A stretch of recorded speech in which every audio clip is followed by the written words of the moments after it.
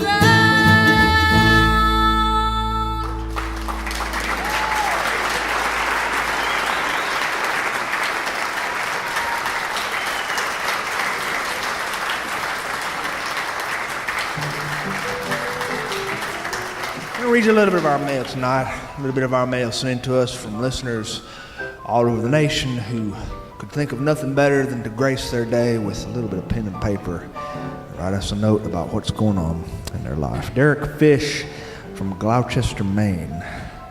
Sean, I don't know how I found your broadcast, but I listen every week when I take my girl to dance class an hour drive away from where I live. We both listened, and my daughter saw your picture last night on the internet, and she said, "Oh my God, he's so old." You gotta love kids. You just got to get used to their snarky little comments. Anyhow, Sean, thanks for the show. Dear Derek, tell your daughter she has made my day. I can think of no higher ambition in my life than to be an old man. Shauna Peters, Montgomery, Alabama. Sean, you won't believe what happened to me last week. You won't believe it. I found a cat without eyes. He was wandering through the woods behind my house, stalking something kind of low to the ground. And I don't even know how I found him because he kind of blended in with the underbrush. But I could tell something was off because he kept running into trees and things. So I went into the woods and I picked him up, and he clawed me real bad. But I could see something was wrong with his face. His eyes were shut tight. I have no idea where he came from. I have no idea who owned him, but he's been with me all week, and I've just named him Gary after the pet snail on SpongeBob SquarePants. My kids really love that show. He's the sweetest cat I've ever had, and I've had my share of cats. He gets in my lap for no reason. I think he just needed me, and I know I needed him. Gregory Store, Abilene, Kansas. Sean, my mother's about to be a grandmother, and my wife just told me this today. She told me that we were pregnant, and I about lost it. Anyway, I'm going out on a limb here. I hope you will read this on your show. I don't know if you will or not, but if you do, just say, Jackie Store is going to be a grandma, and that will be enough for me. I'll make sure she listens this week. Thank you very much from the bottom of my heart. All right, here goes. Jackie Store, in case you missed it, you're going to be a grandma this week.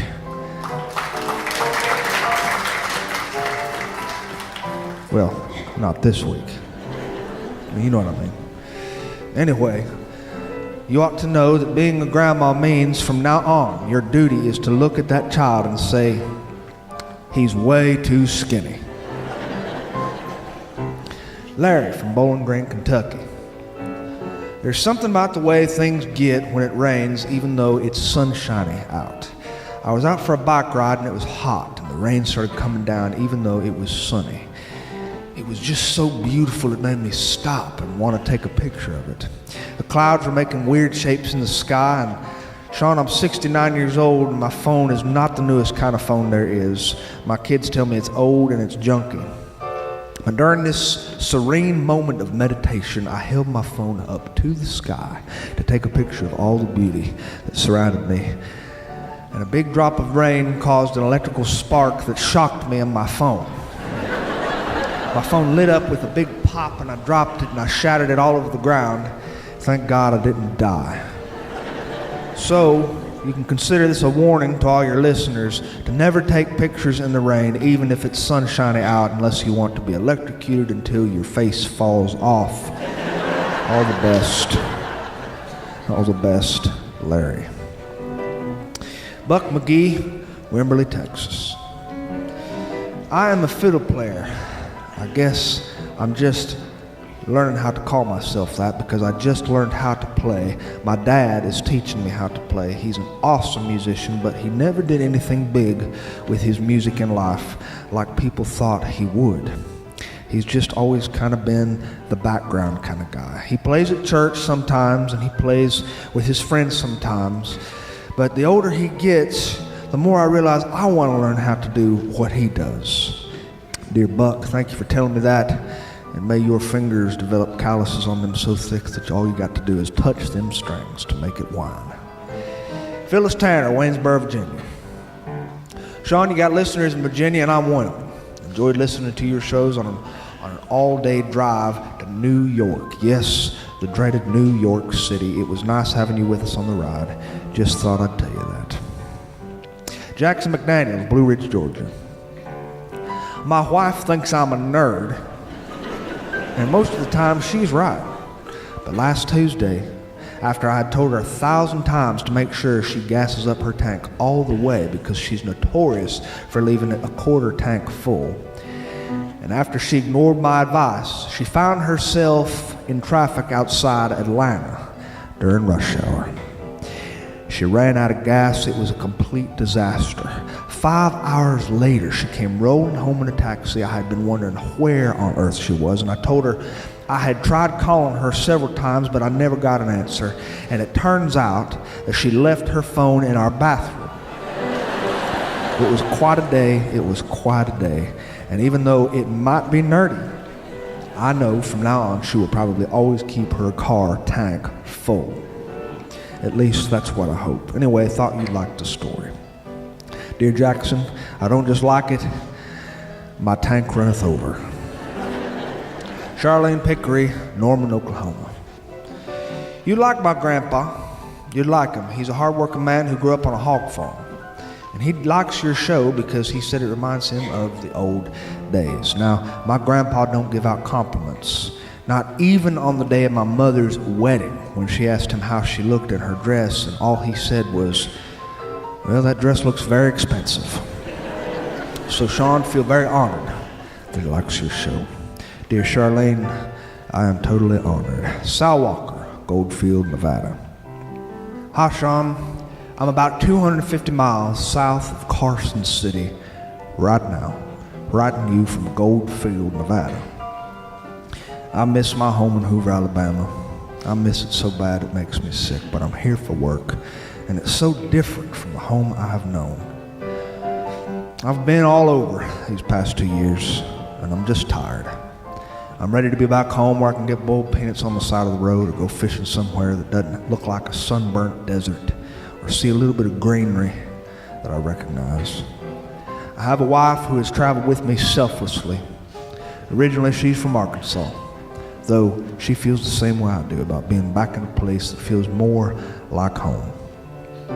I took this job because it paid so well, and that's what we're trained to do, isn't it? To take a good job that pays good money and make a good living.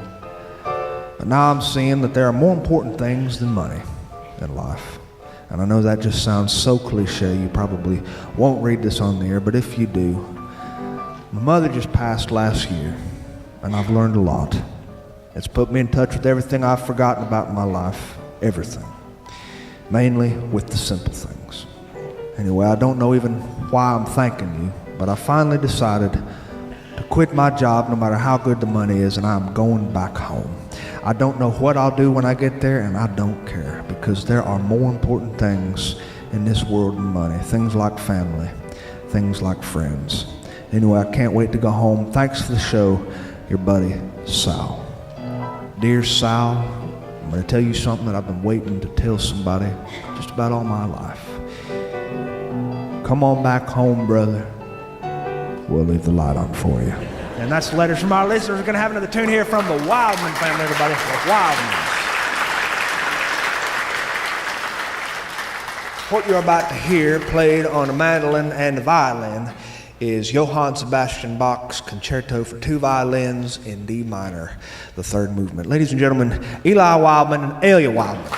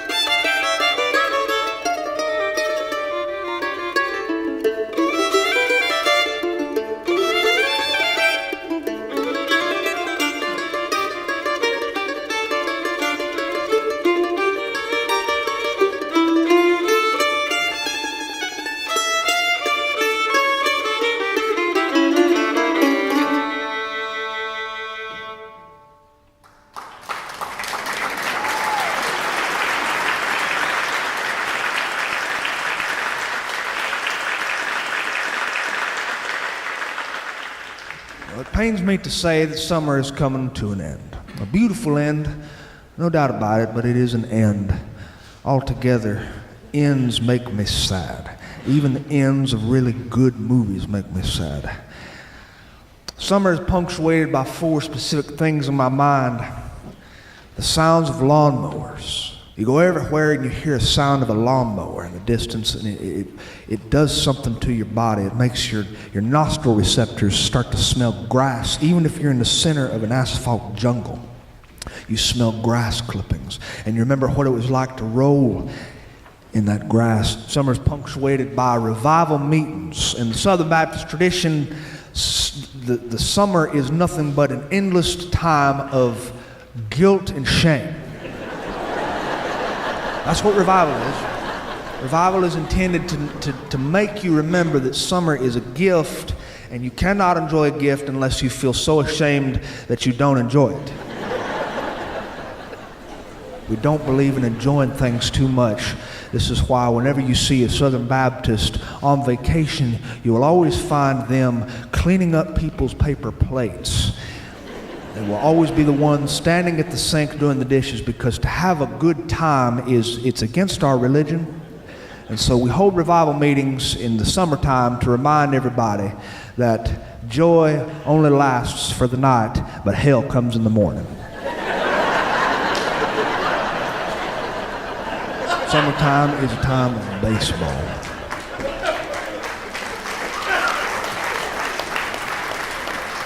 Baseball is what the summer is all about. It represents life.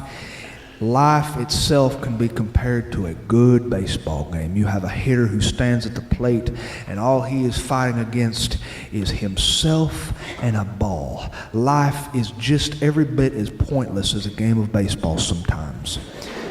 You are fighting against something that is so small and so fast that it almost don't even exist. And yet the entire centrality of your life seems to revolve around a tiny ball no bigger than a grapefruit. This is summertime, and you can watch the boys and the men all get together and remember what it means to sit in a park. Life tends to fade away into the periphery, and things that you thought mattered, things that do matter in life, things that are so important like jobs and money and where you're going to live and whether or not you feel guilty about having fun this summer because you're a Southern Baptist. Things like this don't matter in a ballpark. All of a sudden you trade it all in to sit with a man who you love and cherish, or a friend who you feel close with, and you begin to obsess over things that do not matter in the big scheme of life. Things like what pitches the catcher is calling. Things like whether or not that tall, skinny man standing on that little mound pitching to the batter is throwing a split-knuckle fastball or a four-seamer or a Bugs Bunny ball or a Dipsy-Doodle ball, or my father's signature pitch. My father was a pitcher. He called it the Wandering John. It was so slow that on the trip to home plate, it would take a stop in the dugout, it would get a drink of water and read the classified section. Baseball. And then, to me, the epitome of any summer, and the most saddened thing I hate to see leave is tomatoes. Homegrown tomatoes, not those cardboard things you buy in the grocery store that taste like an amalgamation of cardboard and skunk fur. Tomatoes grown in a garden. Before they're picked, they have a very distinct aroma that you can smell when you get your nose close to that prickly stalk that they are growing on. You pluck one of these tomatoes from the vine, they're warm from the sun, and you take a bite just like you would an apple. No salt is required, no slicing is required, and the juice falls into your chin and on your shirt. And if you have not ruined your shirt when you're eating a tomato, you're not doing it right. Tomatoes, to me, that was summer. There used to be a vegetable stand up in town, right on the edge of town, and that was Miss Carolyn Jackson's tomatoes. Now, she sold her tomatoes every day of my childhood using what we call the honor system. The way Miss Carolyn Jackson would do, she'd set it all up on a little card table with a vinyl top, the kind that women have been using to play bridge and bunco and cribbage for years, even though they told their husbands that they were going off to Bible study. She would set her tomatoes on this table in a little diamond shape. She would color coordinate them. Her tomatoes grew in all different kinds of colors. She had yellow ones and green ones with dark green stripes and purple ones. She had Golden Delicious. She had Cherokees. And she had a little Duke's mayonnaise jar empty that was filled with coins and dollars. The honor system is a legally binding system out in the country. Our people hold the honor system with reverence and respect. It is a sacrament among our people. People do not dare go against the honor system and just take tomatoes and place them into an old Winn-Dixie bag and drive off. That is worse than killing your own grandparents by drowning them. No, people, they go to this little jar, even if they are bona fide serial killers, even if they have robbed the houses on this street. They will not defy the honor system. They will take 2 tomatoes and they will pay for 2 tomatoes. Or they will take 1 bushel of okra and they will pay for 1 bushel of okra. And they might even put in a little bit extra. This was Carolyn Jackson's honor system. Her tomatoes were world renowned, if you ask me. I could tell one of Miss Carolyn Jackson's tomatoes, even if I were eating it blindfolded on the other side of the world amongst the greatest fare that any country could produce. They had a sweetness to them, coupled with just a little bit of acidity. They made the greatest tomato sandwiches, which is not the correct way to pronounce that particular item of Southern interest. Tomato sandwich is not pronounced that way. The T is always silent, which would be pronounced tomato sandwich.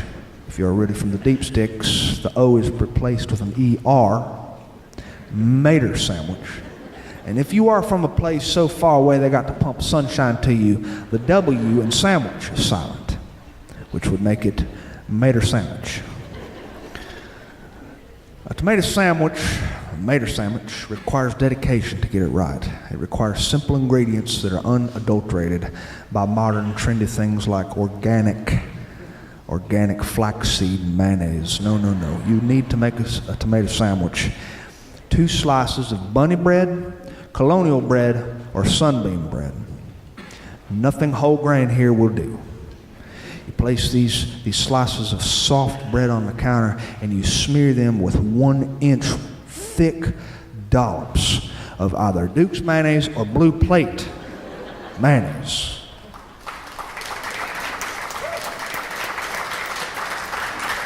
Slice these tomatoes to about the thickness of your thumb, because you don't want to have thin, little weak tomatoes here. You want thick slices. You place them onto that mayo, and you push the sandwich slices together so hard that the tomatoes are threatening to slip out and fall on the floor. And you take these bites of this sandwich, and it falls all over your clothes and it stains you with red, making you look like the crucified Christ. Oh, Miss Carolyn Jackson's tomatoes were beautiful things. Beautiful tomatoes. Beautiful tomatoes. It pains me that my cousin's children don't know much about the glories of tomatoes. You see, they know what they've been given from their early days. They know grocery store tomatoes. They live in the city, so this is what they eat. Their most prized possessions in their lives are their phones and their iPads, and they have missed out on things like baseball. The only baseball they know is a game that they play on an app which had been downloaded from a Japanese app developer, and they play it with their thumbs and their fingers while they're on long-distance trips in the car. And the only thing they know about the sound of a lawnmower going is the sound of the lawn man who comes through their little subdivision and mows the lawn. I wonder if losing these things and not being familiar with some of these things has done our children a disservice and made them made them feel a little less confident than we did, because after all, when you go out into the world and you're not used to being on grass in your bare feet, and you're not used to playing an actual game of baseball with a ball and a bat and cleats and running until you're sweaty, and you're not used to going to horribly long revival meetings. I've starved to death in many revival meetings. When you're not used to these things, you start to wonder about who you are. You start to feel a little less confident. My cousin's child asked me, he said, "Sean, there's a girl in my class. There's a girl in my class, 7th grade. And I really want her to notice me. And I can't ask my dad about it because my dad's a nerd. And I really want her to think that I'm cool. What do I do?" I'm going to be truthful with you. I never did know how to be cool. I never did. Coolness in my generation hinged on a few different things. The list of criteria for coolness was startlingly brief. There were only a few things that mattered. 1, did you have access to, without administrative or parental supervision, a transistor radio or a Walkman? 2, did you engage in wearing or associate with any societal rejects who did wear khaki pants? This was all that mattered now. As fate would have it, my mother believed in khaki pants. She believed in pressing these khaki pants with an iron and starch spray, so much starch that she would crease them right down the center of the pant legs so sharply that they could slice an average sized kiwi. She believed in khaki pants, and more than that, even worse, and I hate to even mention this, I wouldn't even wish what I'm about to tell you on my worst enemy. My mother believed in purchasing these khaki pants from Sears. Now, I was a chubby child. I was very chubby. I was like many of the members of the Dietrich gene pool. I got very, very chubby before I shot straight up. And then I grew so fast one summer that the tendons behind my knees did not grow along with my bones. And so they did not stretch all the way, and my legs walked kind of bent-like. I looked like there was something shoved up in an orifice of my body that I probably shouldn't talk about. And to make everything just one more degree humiliating, I wore husky pants. This was a brand name purchased at Sears. They had them located in the back of the clothing section in the boys' department, just right next to the dressing rooms, to the left of the gas chambers and the electric chair. My mother would march me back to get these pants and try them on, and she would make me go into these dressing rooms and put these pants on and button them up, and then she would look at me and she would make me lift up my shirt, exposing my little white belly. And she would tug on my waistline, and she would say something like, "Huh, these must run a few sizes too small." It is an embarrassing position to be in. She would make me go grab a bigger size. We'd go home, and she would proceed to spend an hour ironing this one pair of pants so that they were sharp enough and crisp enough to stand up on their own. Now, you can imagine how I must have looked walking through the halls of this school, looking like I did. If ever I went into the boys' bathroom and I caught a glimpse of myself in the mirror, I couldn't help but notice that I looked like a Baptist preacher about to give the blessing over the food at the county fair. I looked ridiculous. And my mother insisted that I tuck in my button-down shirts to thereby accentuate the size of my waist. My little face was just puffy, and I had freckles. I had so many freckles it was ridiculous. I had curly red hair, not just red hair, curly red hair. Yes, this is what it meant to be uncool. And there was this girl I really liked. I really, really liked her. I won't tell you her name, but she was beautiful. She always wore her hair in a ponytail. She had a blonde mop of hair and two little crystal blue eyes. She had milky white skin. She was lovely. She was soft-spoken, and she was one of the cool kids. Now, we used to get together during my generation, and we used to go to these places called skating rinks. Now, a skating rink, for those of you who are a little bit too young to know about it, is a giant warehouse-sized place with a smooth concrete floor right in the center, surrounded by barriers. And in this place, we would put on shoes with wheels attached to the bottom called roller skates, and we would try very hard to give each other a concussion. This was the kind of room that smelled like popcorn and body odor. And there was a DJ in the corner who stood by an LP record player, and he would play songs that our parents weren't quite sure about. And the coup de grace of this little adolescent ritual was the moment of the night called couple skating. This is when a lovely young girl and a lovely young boy would hold hands and skate forward. And they would go in rhythm with the music, which was usually something like Love Train or Tico Tico or Neil Diamond's anthem to Lost Love, Love on the Rocks Ain't No Big Surprise. And we would skate forward in circles together. If you were one of the cool kids, you were out there on that skate rink with some lovely young woman. But if you were one of the uncool kids, you were off in the periphery watching these couples skate, and you were discussing the finer points of Star Trek.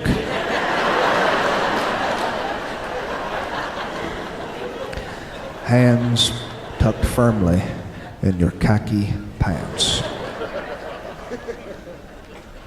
I wanted this girl to notice me. I asked my uncle about it. I asked him how I could get this girl to notice me. He said, I have discovered in all my days there's only one way to get a girl to notice you. Buy her a whiskey sour. So I left his RV and I went to my mother and I asked my mother for advice, figuring that she had a little more feminine sensibility than my dear, dear Uncle John, who only believed in whiskey sours. My mother said, give a gift to her and be yourself. If there's one thing you can be, it's yourself. Be yourself, because you're the only one who can do it. Well, this is a lot harder than it sounds. It was hard for people in my generation. It's hard for kids in this generation. There's nothing easy about being yourself. People in this world try to get you to be anything but yourself. They try to get you to act like somebody else, to dress like somebody else, to like the things everybody else likes instead of the things that you like. They try to get you to believe like everybody else.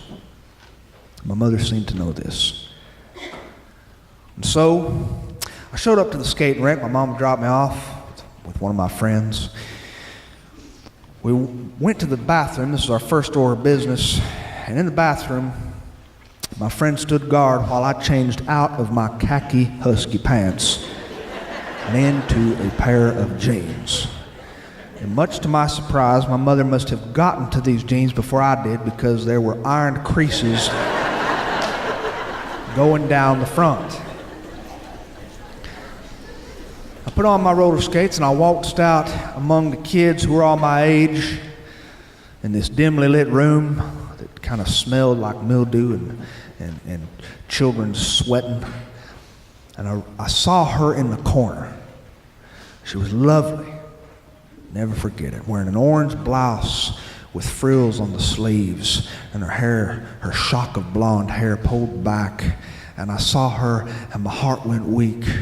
And I remembered what my mother had said, give a gift, be yourself. Seems like such a cliche thing to say now that I say it out loud, but it really did mean something to me back then. I swallowed my pride and I thought to myself, you know, I have something that all chubby kids have. I'm funny. Chubby boys have an advantage in this department, in the comedy department. We're funny. In fact, we don't even have to try to be funny because we have an abundance of chubbiness particles in our blood. And that means no matter what we say, it comes off as funny. In fact, a kid like me, for instance, could just recite the Apostles' Creed and it would bring the house down.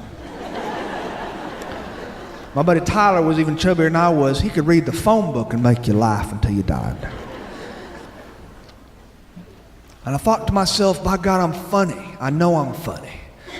I can do this. And I saw her against that soda machine. She was standing next to two boys who were extremely cool. They were so cool that their emotions never showed on their face.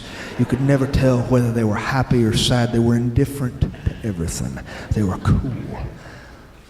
And I rolled right up to her. In my hand, I had a Winn-Dixie bag of homegrown tomatoes from Miss Carolyn Jackson's house. There are only 3 of them, 1 purple, 1 yellow, 1 green. And I handed them to her and she said, "What's this?" She looked at me and she didn't really know what to do. Cool kids don't know what to do when they're given tomatoes. And then I decided to go for the gold. I said, "Do you believe in love at first sight, or do I need to walk by you again?" And she laughed. She laughed, God bless her. She laughed. And so I decided to go for 2.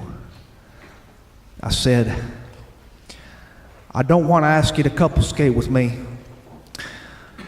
but would you be so kind as to take my hand and hold it while I go out there and skate by myself?" And she laughed again. And we held hands and we couple skated in a big circle to the song "Endless Love."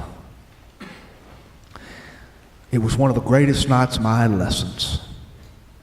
And after it was all said and done, we went out to the curb and we waited for our mamas. And she sat beside me. It was better than cool. I felt accepted. And I felt alive. And I'd forgotten all about the crease in my jeans. And she opened up that little bag of Winn-Dixie tomatoes, a Winn-Dixie bag full of heirloom tomatoes from Miss Jackson's house. She handed me one. She said, "Nobody's ever brought me tomatoes before." Her mother came to pick her up. She got in and she left. And I looked up at the night sky and I thought to myself, my brilliant, brilliant mother. She told me to be myself. And when she drove to the curb to get me that night, I crawled in and I had a smile on my face that could have lit up the Empire State Building. She said, "Well, how did it go?"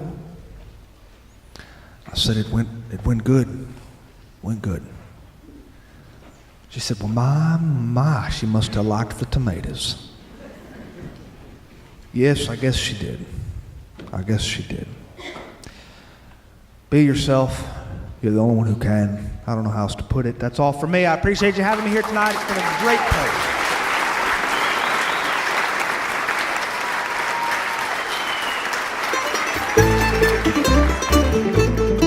Thanks for listening to Sean of the South. I've been your host today, Sean Dietrich, and it has been a bona fide pleasure, if I do say so myself. Hope you join us next week and the week after that if you ain't got nothing going on. The music you heard behind me today was The Wildmans, magical music made by Eli and Alia, brother and sister, fiddle and mandolin. These guys aren't just good, they're Blue Ridge Music Festival good. These guys have broad interests and adventurous spirits that come through in their playing styles. They'll succeed in any kind of music they set their minds to because they are that skilled. skilled. They practice traditional music, classical music, and any other kind of music you can think of. Do yourself a favor and check them out at thewildmans.net. While you're there, drop them a line and make sure you pick up one of their albums like Wandering Thoughts. It's a good one.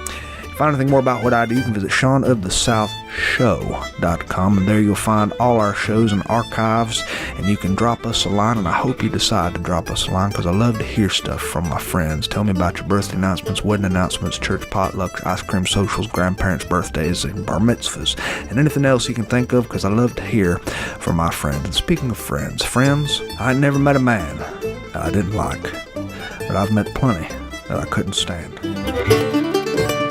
Adios.